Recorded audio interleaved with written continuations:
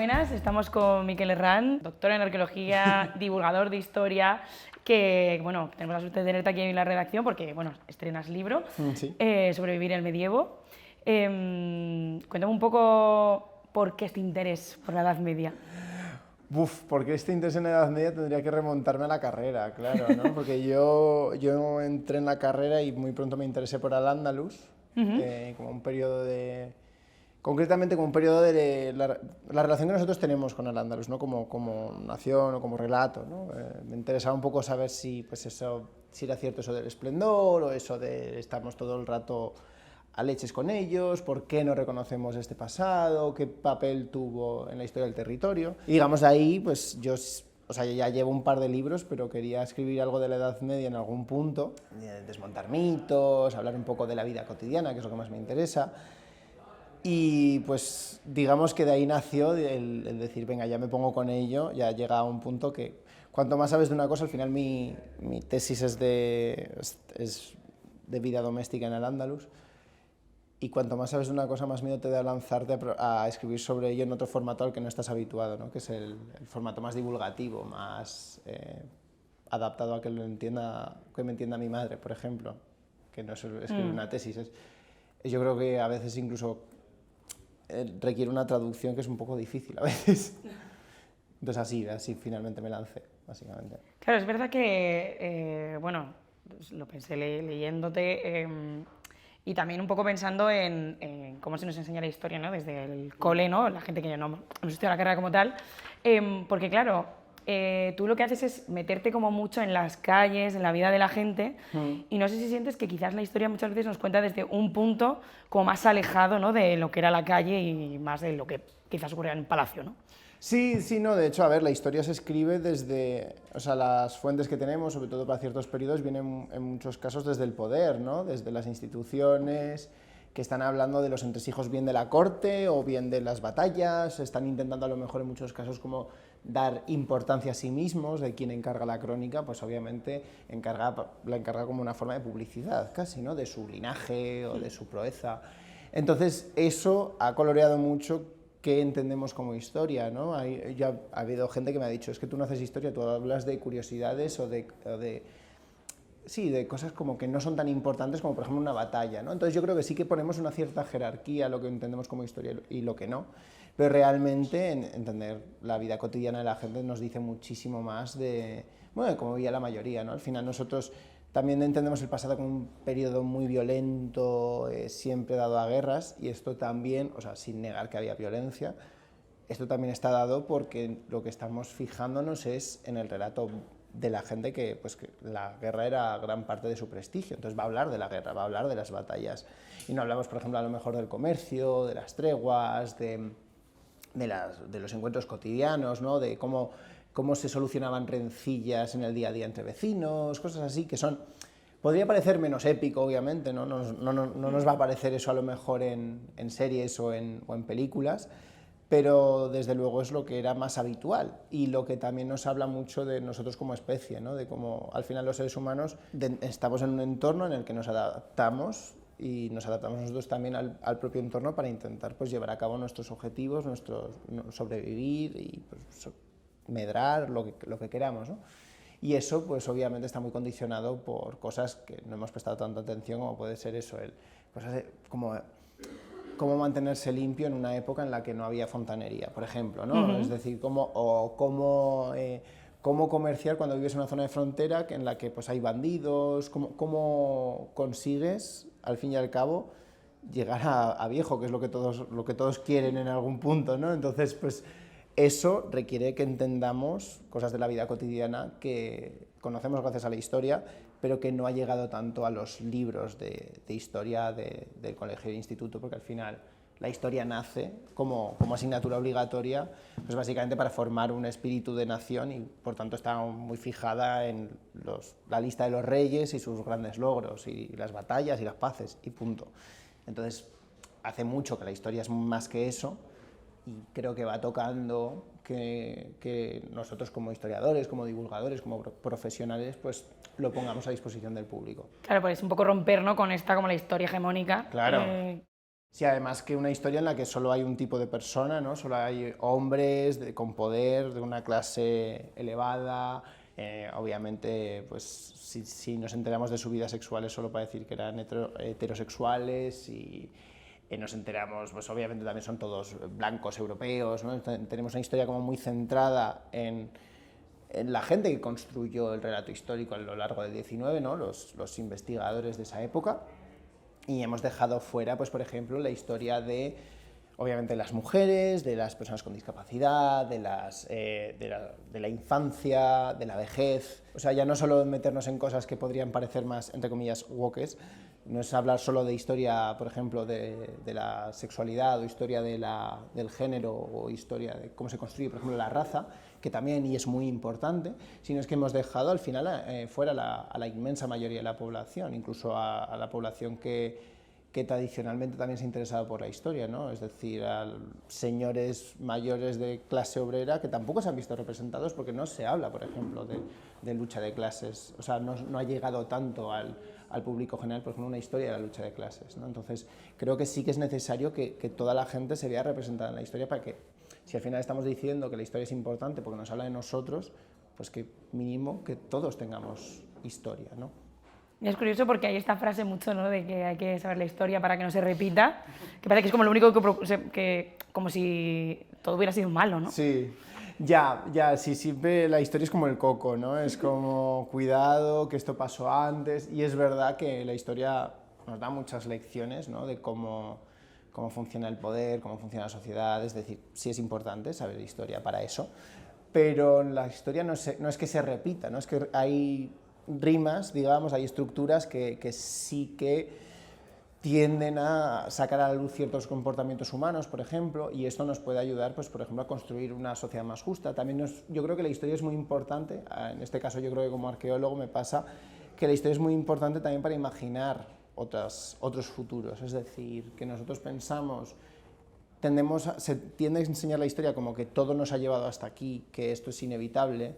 Entonces hay mucha gente que utiliza la historia para decir, bueno, es que siempre ha habido guerra, siempre ha habido violencia, entonces pues ¿qué vamos a hacer con las guerras de hoy? Pues qué más da, ¿no? Porque siempre ha habido guerra, siempre ha habido violencia, o siempre ha habido desigualdad, o el capitalismo es una cosa natural del hombre, y al contrario, ¿no? Lo que vemos durante la mayor parte de la historia del ser humano, o más bien a lo mejor de la prehistoria, es decir, de la existencia del Homo sapiens, es precisamente otras formas de vivir, formas comunales, formas de resistir, formas de redistribuir, formas de al final pues, solucionar conflictos que no tienen que ver con la guerra, ¿no?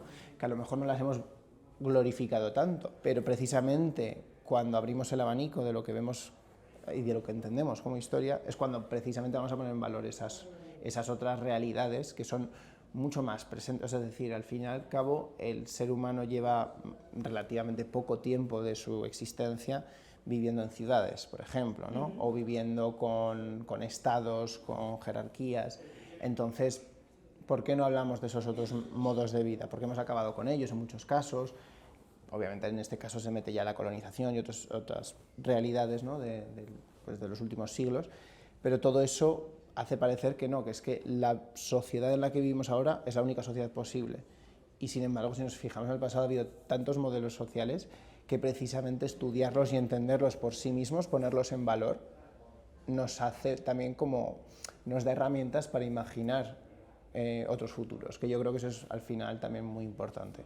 Porque no pensar que la historia es simplemente algo que está ahí abandonado y cogiendo polvo, sino que realmente es algo de lo que podemos aprender.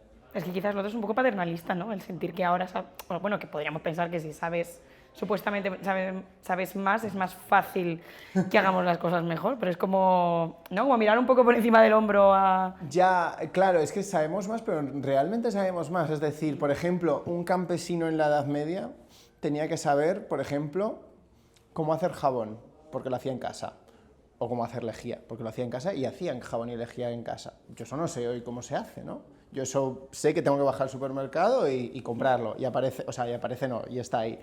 Es decir, sabemos más ciertas cosas, pero tenemos las herramientas para saber más cosas, pero realmente la persona estándar no es que como que sepa muchísimo más, es decir, sí sabemos que existe otro continente, que ellos no sabían que existía, sabemos ciertas cosas, pero también hay una gran ignorancia porque elegimos de lo que sabemos, es decir, vivimos sobresaturados de información y ahora sí elegimos de qué nos informamos, ¿no?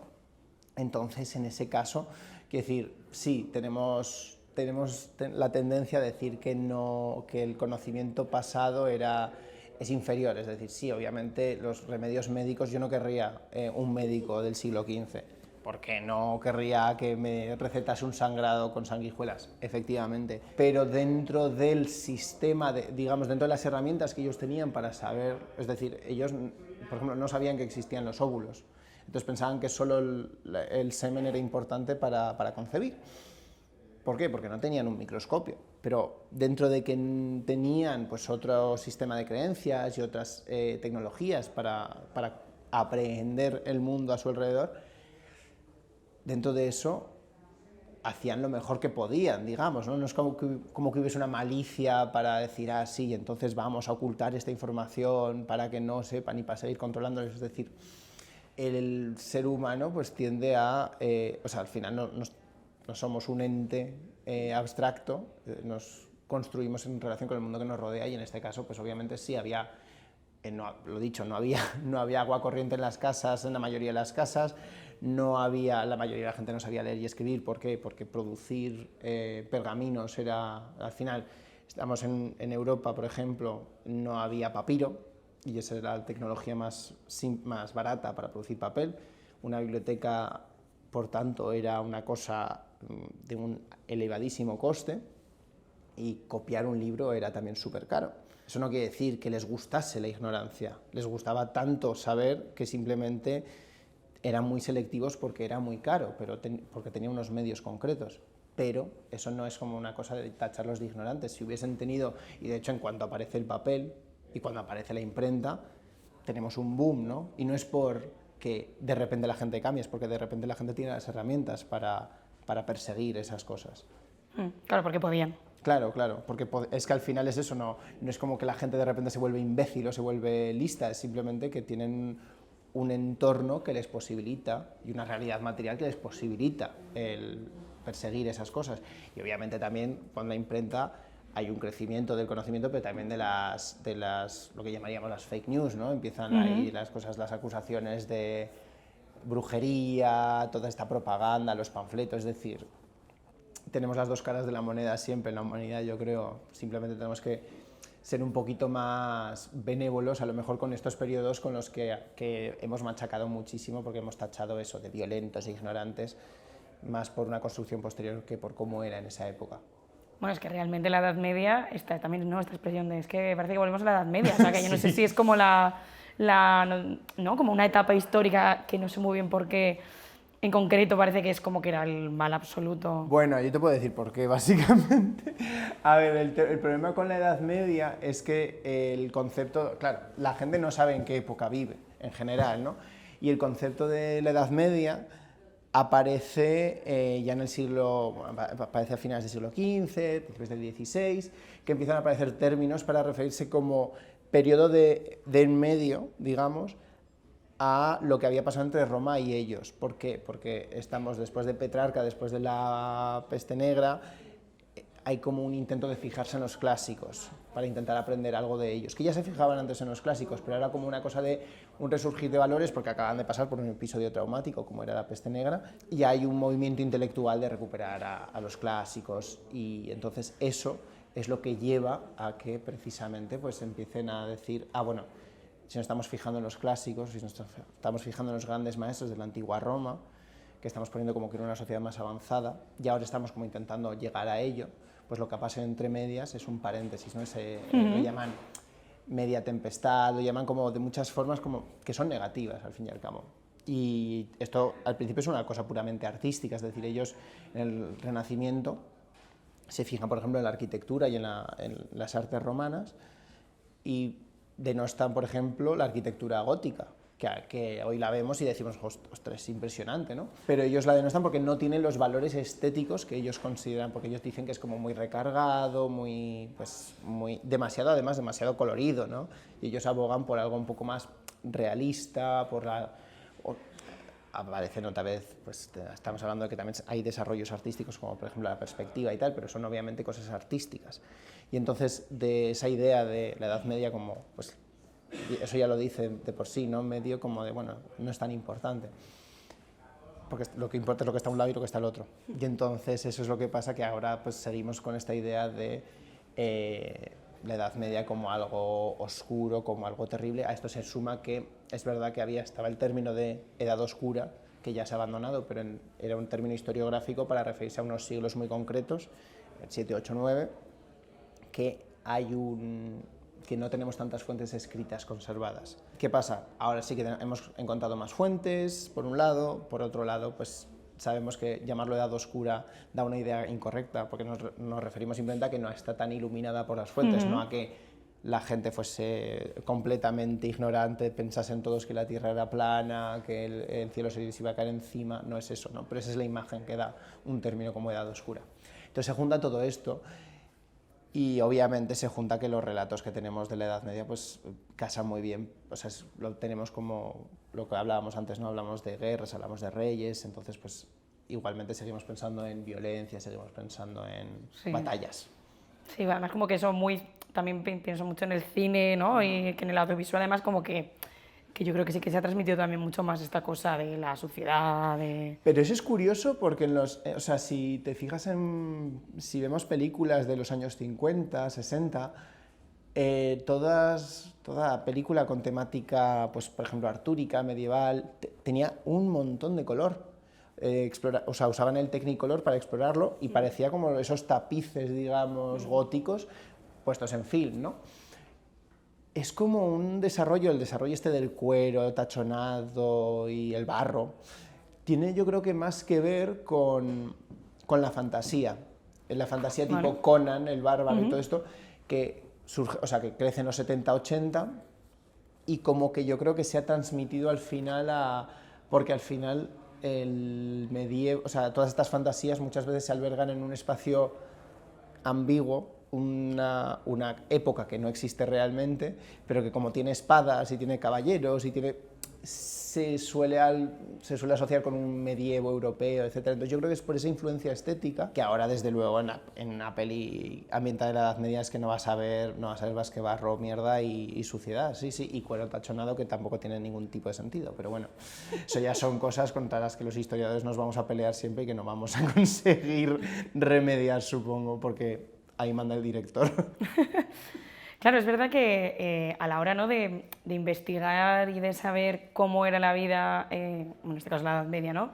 Yo me planteaba que precisamente como de lo que entiendo que más información hay es pues de quién liderara o dejara de liderar, no sé, el hecho de conseguir llegar a cómo era la vida en esas casas, cuánto de fácil, difícil es para vosotros. Difícil es difícil, o sea, eso no hay que negarlo, pero por ejemplo sí que tenemos, bueno, depende mucho de en qué época estemos, ¿no? Tenemos, por ejemplo, inventarios, por ejemplo, para los siglos XIII, XIV, XV ya empezamos a tener inventarios de notarios diciendo, pues al final, un testamento, ¿no? Estás legando tantas sartenes y tantas sillas y tantas mesas a tu sobrino, tu hijo, a lo que sea. Eso ayuda mucho. A nivel arqueológico también, obviamente, la arqueología nos habla de los restos materiales, los que se conservan, que no suelen ser, por ejemplo, la madera pues se conserva muy mal. Hay algunos yacimientos donde de forma extraordinaria hemos encontrado pues todo un ajuar que nos está hablando ya no solo de la madera, también de tejidos, ¿no? Pero eso es como bastante excepcional. Pero sí que también, por ejemplo, representaciones artísticas, ¿no? Al fin y al cabo, cuando alguien en el siglo XIII quiere representar una escena, aunque sea de la época de Cristo, es decir, aunque sea de 1000 años antes, lo representa con ropa que él ve, con utensilios que él ve. Entonces no representa a Cristo como hubiese sido el Cristo histórico, sino que está representando a un carpintero del siglo XIII. Entonces todo esto, digamos, por comparaciones y tal, y sobre todo eso, al final, nosotros, bueno, yo como arqueólogo y como arqueólogo interesado en la vida doméstica, es excavar casas, o sea, hemos excavado un montón de yacimientos que nos hablan de cómo era la casa, cómo de grandes, cómo se construían, cómo cocinaban, dónde cocinaban. Entonces todo eso nos está hablando también de la vida cotidiana, ¿no? Luego tenemos, pues, por ejemplo, contratos entre mercaderes para, oye, vete a tal sitio y compra tantos kilos de no sé qué. Todo eso, al final, nosotros dejamos una gran traza. Es decir, si nosotros ahora desaparecemos, teniendo en cuenta que el papel y lo digital se perderían, igualmente dejaríamos un gran rastro de documentos, incluso aunque no fuese solo documento escrito, ¿no? Dejaríamos un gran rastro de cosas que hablan de nosotros, de lo que usamos en el día a día, dice tantísimo de nosotros, cómo vestimos, cómo cocinamos, cómo servimos la comida, por ejemplo.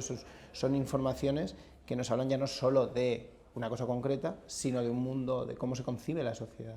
Y yo quería preguntarte por la religión, porque es verdad que como es un tema llamativo que también parece como que una y ya está, ¿no? Y todo muy... la gente muy recta y no. Claro, no, para nada. De hecho, a mí me interesa que pensamos eso en la Edad Media, como que todo el mundo era súper devoto y todo era importantísimo. Tenemos a campesinos quemando iglesias, que sería como una cosa sacrílega del todo, ¿no? Además, quemando iglesias con nobles dentro, que eso ya es como dices, estás yendo en contra de la iglesia y de la nobleza, ¿no? Que son como los dos pilares fundamentales. Tenemos también a judíos y musulmanes cantando misas en Navidad, porque tenían necesidad de un coro y dicen, oye, pues que se vengan los vecinos judíos y musulmanes porque ya está. Tenemos a musulmanes celebrando Navidad en Córdoba o Año Nuevo, tenemos a cristianos comprando en carnicerías musulmanas, ¿no? del barrio. O sea, además también pensamos como en los barrios totalmente separados, ¿no? La morería, la judería. Y, por ejemplo, los Reyes Católicos, Isabel la Católica concretamente, tiene que ordenar que vuelvan a vivir en la judería los judíos, porque porque esa barrera se estaba empezando en algunas ciudades, se estaba empezando a disgregar. Entonces, claro, esto de pensar en compartimentos estancos y en que las relaciones entre culturas como bloques tienen que ser o pacíficas totalmente o violentas totalmente, ese es el problema, ¿no?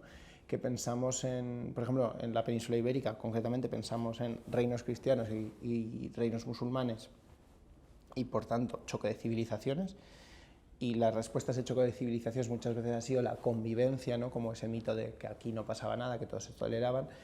Y claro, no es ni lo uno ni lo otro, porque las culturas no son bloques homogéneos. De hecho, al principio, cuando llega el Islam a la península, y durante mucho tiempo, se piensa que es una secta más del cristianismo, no se piensa que sea una religión aparte, porque al fin y al cabo pues siguen profesando, o sea, Jesús sigue considerándose un profeta, creen en un único Dios, tiene una tradición abrahámica, y digamos que toda esta construcción el otro como enemigo es, por un lado, algo que lleva mucho tiempo, por otro lado también algo que es puntual en el sentido de que crece en ciertos contextos y se utiliza como arma en ciertos contextos. Es decir, el mismo rey que está diciendo tenemos que echarles, tenemos que no sé qué, luego está pactando con ellos o luego está dándoles puestos de poder, porque realmente también lo está usando como una cosa estratégica para movilizar, por ejemplo, en una batalla, y una vez ha conseguido el poder, para mantener ese poder, porque necesita los impuestos que le proporcionan, por ejemplo, los judíos, ¿no? Entonces, tenemos que al fin y al cabo son relatos que se les da más o menos importancia, y sobre todo eso con unos fines estratégicos que lo seguimos viendo a día de hoy, ¿no? O sea, eso es algo que en las noticias sigue muy presente. Y ahora, por ejemplo, en los últimos años algunos partidos políticos están todo el rato reclamando una única palabra, que es la de reconquista, y lo hacen con unos fines políticos muy evidentes y muy concretos. Pero la Edad Media no es la edad de la reconquista, porque la Edad Media es muchísimo más que simplemente las batallas, y aún así el concepto de reconquista, lo dicho, es un relato de reconquista o restauración que surge en ciertos ambientes y se utiliza en ciertos momentos, ¿no? Y que tiene muchas definiciones muy abstractas que la gente de a pie tampoco entendía como tal, ¿no? Como una cosa de yo no puedo convivir con esta persona, yo no puedo coexistir con esta persona porque tiene otras costumbres religiosas. Claro, es que, bueno, una de las cosas que preguntarte, ¿no? Como veías precisamente esto, ¿no? Que desde la política hay como determinados episodios del pasado que se traen mucho al presente y precisamente el tema de la Reconquista era uno que quería preguntarte porque, claro, como historiador no sé muy bien también cómo lo ves, ¿no? Desde esa perspectiva. Es muy interesante el debate sobre el concepto de la Reconquista, porque el concepto de la Reconquista, como tal, nace, o sea, y se solidifica en el 19 y tiene muchos vaivenes, ¿no? Porque, por ejemplo, la República también intenta utilizar el concepto de Reconquista después de la Guerra Civil o durante la Guerra Civil como para recuperar España, digamos, pero Reconquista surge como un concepto que pone en la esencia de lo español, en el 19, lo católico, recuperar unos valores católicos como lo que importaba, ¿no? Y obviamente esto pues casaba mucho más con el proyecto franquista, y Franco hizo un uso brutal del concepto de cruzada, de reconquista, etc. Pero en los últimos años, de hecho hay un artículo bastante interesante de García Fitz, es un historiador, que es de 2009, que dice, bueno, pero esto ya está, esta politización ya está como de capa caída y a día de hoy se está desarmando, ¿no? esa politización del concepto de reconquista, entonces podríamos volver a usarlo como un concepto historiográfico de hablar de, en vez de usar otros términos que se han propuesto como expansión feudal o como, como expansión feudal o restauración, etcétera, pues podríamos usar reconquista. ¿Y qué pasa? Que en los últimos años se ha visto que no, que efectivamente eso, o sea, se ha vuelto a rearmar, hay un partido muy concreto que lo usa continuamente, pero hay otros partidos de la derecha, otras personalidades de la derecha que también hablan de reconquista y hablan de figuras como Fernando III, como en plan Fernando III el Santo. Fernando III, que conquista Sevilla, entre otras plazas, él da por finalizada lo que ellos llamarían reconquista, o sea, la restauración. Él dice que, porque realmente la restauración para él era que en la península ibérica, en los distintos reinos, reinase una autoridad cristiana, o mandase sobre todos una autoridad cristiana, autoridades cristianas. ¿Qué pasa? Que ahí todavía estaba Granada y todavía estaba Murcia, pero Murcia le había jurado lealtad y Granada también. Entonces, digamos que él dice, bueno, pues me da igual que haya un reino musulmán y que haya musulmanes en la península, porque al final pues están pagando, digamos, es decir, yo soy el rey, en el caso de la corona de Castilla, luego obviamente también estaba en Portugal la corona de Aragón y Navarra. Pero esa no es el término, o sea, eso no es la acepción con la que lo están usando ahora. O sea, eso no es lo que significa reconquista para la gente que dice reconquista en el siglo XXI, ¿no? Reconquista para ellos es remigración, es expulsar, es la expulsión de los moriscos y como una celebración, es la absoluta esencia, o sea, es abandonar la separación entre Iglesia y Estado, porque la Iglesia y el catolicismo es lo más importante para la continuidad de España, y sobre todo es también hablar de una unidad política que no existía en la Edad Media. Estamos hablando obviamente de reinos separados y también aparte de eso estamos hablando de que cómo se estructura el poder en feudos y en distintas cortes recordaba más a algo federal, digamos, entre comillas, que al modelo de país por el que aboga, por ejemplo, Vox, ¿no? Entonces, es un uso muy torticero de la historia, es un uso que tampoco refleja la realidad del periodo medieval, pero aún así lo grave es que hablan de la España de la Reconquista, como si España existiese entonces, y como si 8 siglos de historia fuesen reducibles únicamente a eso, a batallar. Algo completamente anacrónico y con unos fines políticos ya no solo concretos, sino sobre todo preocupantes, ¿no? Porque al final a esta gente le interesa la historia simplemente para vender un relato de un futuro que ellos quieren vender. Quiero decir, estos días lo estamos viendo ya no solo con la Reconquista y con Vox, también lo estamos viendo con la conquista de América y el PP y Ayuso, te iba a preguntar, ¿no? También un poco claro, bueno, tanto a lo mejor qué importancia o qué sentido tiene, ¿no? O cómo lees tú el que, pues eso, que tengamos a la presidenta de la Comunidad de Madrid, Isabel Ayuso, reivindicando a Hernán Cortés. Chica, yo, si tuviese el poder para que los españoles y los madrileños me pagasen unas vacaciones a Riviera Maya, yo también lo haría. No, es broma, ¿eh? Es broma. Pero no, en serio, a ver, me parece preocupante porque, de nuevo, estamos utilizando la historia únicamente para distraer en este caso, porque al final no estamos hablando de las cosas, para empezar, que le preocupan a los madrileños, porque yo tampoco sigo sin entender qué pinta la presidenta de una comunidad autónoma reuniéndose con líderes de partidos de derechas en la otra punta del Atlántico. Pero más allá de eso, a nivel simplemente puramente de hablar de discurso histórico, me parece preocupante, porque al fin y al cabo creo que ha habido un cisma diplomático bueno, particularmente entre México y España, pero entre otros países de Latinoamérica y España, por la falta de reconocimiento. Yo creo que Europa, todos los estados europeos, y aquí no es una cosa de España, o sea, obviamente también Francia y obviamente también, por ejemplo, Gran Bretaña, Bélgica, tenemos que reconocer nuestro pasado colonial y tenemos que reconocerlo como lo que es, no como una cosa de la que nos tengamos que fustigar ni como una cosa de la que nos tengamos que vanagloriar, pero somos el único estado que tiene su día nacional celebrando no una conquista de derechos o una constitución o lo que sea, sino celebrando una conquista de otro territorio.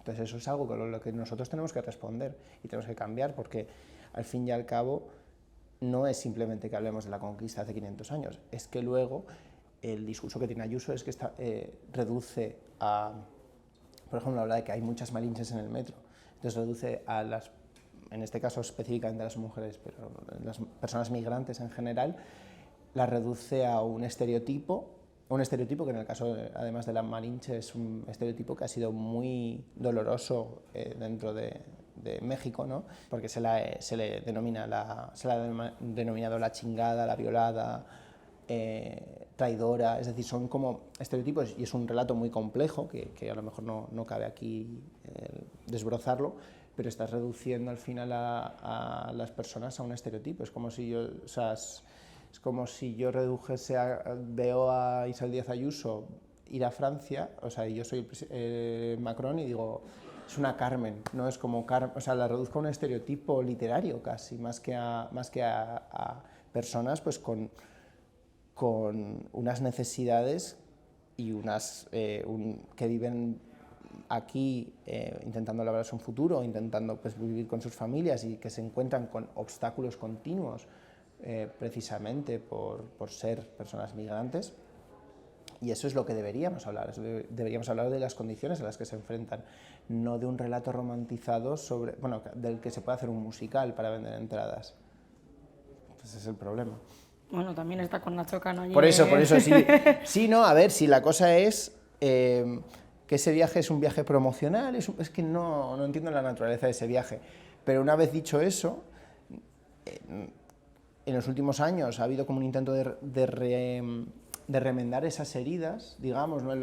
Hace un mes y pico que el rey Felipe reconoció los abusos, el propio Juan Carlos reconoció los abusos en los 90, entonces simplemente es como crear una polémica adicional para ponerse en el foco, y ponerse en el foco en un relato puramente maniqueo en el que mucha gente, por desgracia, mucha gente aquí en España va a responder a favor de lo que está haciendo Ayuso porque les duele más el orgullo de que se diga algo malo sobre una identidad que ellos trasladan a hace 500 años y sobre lo que hizo tal señor hace 500 años, que sobre los problemas que tienen el día a día de hoy, ¿no? Y en los cuales contribuye mucho, obviamente, la política de gente como Isabel Díaz Ayuso. Claro, es que no sé si esto es así o no, te lo pregunto porque da la sensación, ¿no?, de que el componente de la nostalgia, ¿no?, que es una cosa que Vox, yo creo que está capitalizan muchísimo. Bueno, ya que Pepe también, pero eso, desde el punto de vista de un historiador, sentir que está teniendo más peso, que se está usando más el pasado, pues, bueno, hablábamos, ¿no?, de que con la Edad Media quizás es como que ahí se hace de menos, pero en realidad aquí se está utilizando el pasado como para tener esta cosa, ¿no?, de que antes vivíamos mejor.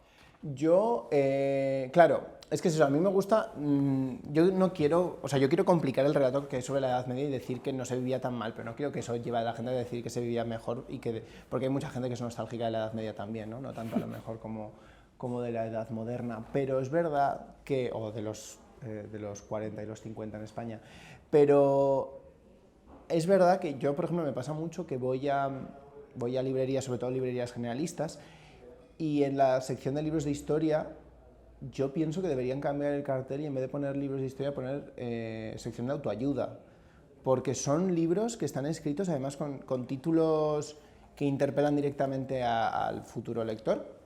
En plan, no te arrepientas, nada por lo que pedir perdón. Son libros que realmente no están enseñando historia, te están diciendo que tú, persona de a pie, de aquí de Madrid de 2026, no te tienes que sentir mal por lo que hizo un extremeño hace 500 años. Y es que en eso no consiste. Cuando se denuncian los abusos de la conquista, no consisten en señalarle a un vecino del barrio de Carabanchel, por decir algo, que tiene que sentirse mal. No es eso. Es hablar de cómo se crea un régimen de explotación cuyas consecuencias seguimos pudiendo presenciar en muchos casos, ¿no? Tanto a nivel de racismo como a nivel de desigualdad económica, de explotación, que afecta no solo a una persona maya de México, también afecta al obrero de Vallecas, ¿no? Es decir, pero no es una cosa de siéntete mal o siéntete bien, porque claro, en ese sentido, pues la gente va a ganar el siéntete bien, pero es que eso es una dicotomía falsa. Realmente, cuando queremos hablar de historia y queremos hablar de las injusticias de la conquista, es para poner sobre el relieve que este régimen de explotación sigue a día de hoy en muchas facetas, ¿no? Y que ha dado pie al mundo de hoy en muchos aspectos, y que a la mayoría de la población, a la inmensa mayoría, ha sacado menos beneficios que otra cosa, digamos, ¿no? Y que todos participamos de este sistema al final, todos participamos de una forma u otra. Entonces, no es que siéntete orgulloso por lo que consiguió Pizarro al conquistar el Imperio Inca, porque luego encima saltan a decir, ¿no? Y es que ellos también, los aztecas y los sacrificios humanos, los incas y los sacrificios, tal. Y es como, no, claro, no se trata de decir que, no se trata de crear un relato de buenos contra malos, se trata de intentar entender las causas y las consecuencias de esos eventos, digamos. Claro, ¿no? Un poco el saber que... Bueno, hablamos antes del tema de no repetir la historia, que igual no tanto por eso, sino por que quizás también es una manera de... O sea, sí, como sociedad, ¿no? No sabemos de dónde venimos. Claro. Quizás eso también hace que a veces estemos perdidos. Sí, porque al final creo que muchos relatos que tenemos, sobre todo si pensamos en relatos, por ejemplo, en el racismo que hay. O sea, yo un comentario al que me he enfrentado muchísimo es cuando se habla, por ejemplo, de que en África no... Bueno, o que en Latinoamérica antes de la llegada de Colón pues no conocían la rueda, o que en África pues no ha habido grandes imperios ni grandes reinos porque son todos atrasados, salvo con la excepción a lo mejor de Egipto, ¿no? Estos relatos, una vez entiendes de dónde salen, y sobre todo una vez entiendes también por qué ha habido regiones que ahora están en situaciones obviamente de una gran pobreza o gran desigualdad, y cuando entiendes que esto viene de un cierto tipo de explotación, de unas dinámicas que se ponen en acción a partir, pues eso, de finales de la Edad Media, pues precisamente entiendes un poco, primero, la falsedad de esos relatos, y segundo, que hay otras formas de organización. Es decir, que no todos son estados y no todos son grandes reinos y jerarquías y nobleza y no sé qué, ¿no? Que precisamente, obviamente había gente que vivía en México, en lo que hoy es México, fuera del imperio mexica, y que vivían de otras formas y que se organizaban el poder de otras formas, ¿no? Eso, por ejemplo. Luego también que nosotros nos adaptamos a un medio, es decir, que en México conocían la rueda, pero no la usaban como medio de transporte porque no era tan conveniente. Igual que no la usaban en zonas de África, o igual que no la usaban en los Andes. ¿Por qué? Porque no era conveniente con la geografía que tenían y los medios que tenían, ¿no? Entonces, esas cosas es cuando realmente entiendes que todos estos relatos, que muchas veces caen en premisas racistas, biologicistas, que no tienen ningún sentido, y que sobre todo que tendrían que estar ya más que erradicadas, ¿no? Porque se nos debería educar en otras historias, se nos debería educar en historia de otras formas que sean más acordes a la pluralidad del ser humano. Claro, en este caso, ¿no? O sea, tú lo que haces es desmontar mitos de una época en concreto que al final ayuda a todo esto que estabas diciendo. Yo también me planteaba si hay alguna época, o incluso pensando en cuando el momento presente en el que estamos se ha relatado en algún libro de historia, en la que no vaya a haber estos tópicos. En la que no haya tópicos de que son de atraso y de... Bueno, saber que... O sea, bueno, está ese caso, pero que puede ser un tópico de otra cosa. A ver, yo creo que las épocas que mejor prensa tienen, ¿no? Suelen ser Roma y a lo mejor el Antiguo Egipto, pero ahí ya te metes en que hay gente que dice que son aliens, ¿no? Pero sí que son épocas que reducimos a grandes monumentos y por tanto parece que la gente que vivía en torno a esos grandes monumentos o que construyó esos grandes monumentos no importaba, ¿no? Hablamos de la antigua Atenas, por ejemplo, y ahí decimos, ahí nació la democracia, y no hablamos de que la democracia era para unos pocos y que la inmensa mayoría de la población pues obviamente no tenía poder de voto porque no eran propietarios, porque no eran hombres, porque no eran ciudadanos libres o porque eran extranjeros. Entonces eso ya te habla un poco de cómo hemos elegido ver ciertas cosas. Yo creo que la gran oportunidad que tenemos es estudiar la prehistoria, porque en la prehistoria encontramos sociedades que construyen, que hacen grandes obras, que viven de formas complejas, digamos, pero aún no vemos, por ejemplo, una diferencia sustancial entre las vidas de unos y de otros en función, pues porque podemos hacer analítica y saber su dieta, y por ejemplo sabemos que no es, o vemos cómo se enterraban, y por tanto vemos que todos se enterraban de forma igualitaria, o que no había malnutrición infantil en unos pero no en otros, que por ejemplo, una cosa que pasa en muchas sociedades es, por ejemplo, en sociedades que se enfrentan a la escasez, que hay veces que eligen en periodos de hambruna pues alimentar solo a una parte de su población, ¿no? A los hijos, entonces vemos más malnutrición infantil, por ejemplo, en las niñas que en los niños, ¿no? Por ejemplo, eso pasa mucho. Entonces, cuando vemos en esas sociedades de la prehistoria que eso no se da, podemos también entender que hay otras formas, que esas desigualdades que nosotros entendemos como que son naturales, porque esa es la cosa.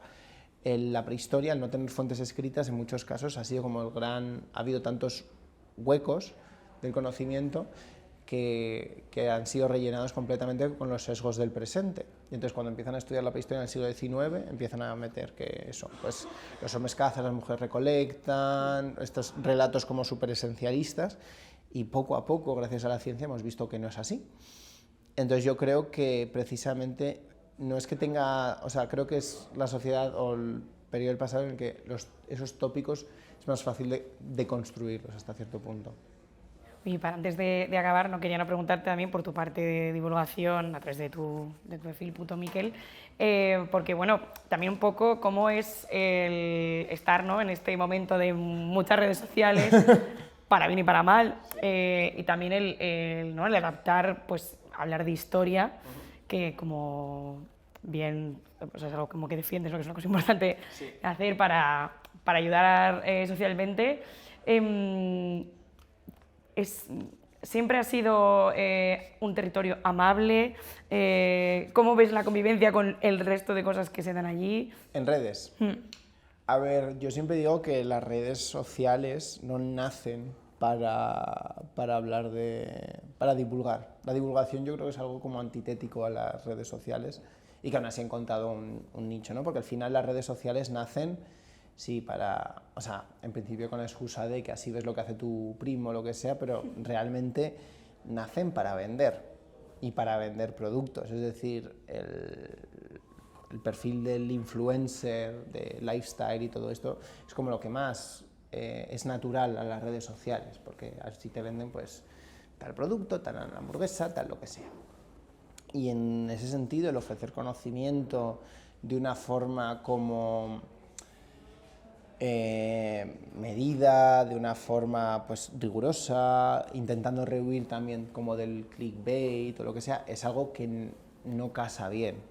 Y aún así yo creo que ha perseverado y se ha conseguido encontrar un lugar. También hablando de un mercado de la economía de la atención, que parece que tienes que como que estar todo el rato agitando las llaves para mantener la atención, y es verdad que eso por un lado a mí me parece que me ha permitido pensar en mis investigaciones de otra forma. Es decir, yo, por ejemplo, yo lo digo siempre, yo reescribí un capítulo de la tesis después de tener que hacer un vídeo contándolo, porque dije, hago el vídeo, esto es muy fácil, lo voy a convertir en contenido, porque no tengo que investigarlo, pero precisamente el tener que traducirlo a un mensaje asequible y algo que llamase la atención y no sé qué, no sé cuánto, ya me hizo como de, joder, enfrentarme a ello de otra forma. Entonces yo creo que eso es una oportunidad, pero por otro lado está obviamente el desafío de que muchas veces yo me pregunto hasta qué punto la gente se queda con las cosas de las que hablo, ¿no? A mí me gusta mucho más un formato largo como YouTube, o sea, yo ahí es donde empecé porque me sentía más cómodo. Pero, por ejemplo, cuando hago un vídeo de 1 minuto y medio, 2 minutos, hablando de algo concreto en Instagram, que la gente lo ve entero y luego hace así y se mira el siguiente, ahí me pregunto hasta qué punto la gente eso cala en la gente, ¿no? Se queda en la gente, porque estamos hablando de cosas como más instantáneas. Entonces es un poco conflictivo, yo creo que no es fácil, yo creo que además en mi caso, que yo hablo desde una perspectiva muy clara, muy posicionada, hablo de historia, de gente que no se ha sentido tan representada, hablo de otras perspectivas. A mí me ha llovido mucho hate, obviamente, entonces eso tampoco ayuda. De hecho, ayer hablaba con una profesora de la Universidad Complutense que vino a una entrevista a otro programa que hice y me dijo que a raíz de participar en eso, que por un lado el mundo académico, como qué bien que lo hayas hecho, qué guay y tal, pero que vio muchas respuestas a esa participación, precisamente porque estamos hablando del concepto de la reconquista. Y claro, dice que ya no estaba habituada, obviamente, y que te cae un poco el alma a los pies a veces, pero también por otro lado, pues eso te alecciona que dices, pues no, esto, si me estoy viendo con estas respuestas, que esto sigue siendo importante decirlo. Es decir, si a la gente le molesta que yo hable de arqueología queer o que hable de coexistencia en la Edad Media y que rebata mitos como la Reconquista, lo que sea, si esto suscita tanta respuesta es porque sigue habiendo mucho trabajo que hacer y entonces en ese sentido pues lo sigues haciendo. digamos que eso también es como una dosis de energía. Bueno, pues qué bien que te lo tomes así. Sí, porque si no... Y nada, pues oye, bueno, hemos hablado de tu parte con divulgación, pero que no nos olvide tu libro para... Pues divulgación también, realmente. Bueno, sí, es verdad, perdón, estaba pensando en redes sociales y no tanto, sí. ¿no? Que esto es el libro sobre la Edad Media más en concreto, pero nada, que muchísimas gracias por este rato, por haber venido y que vaya súper bien. Muchas gracias, Laura. Y nada, que sigamos viéndote y leyéndote mucho. Muchísimas gracias.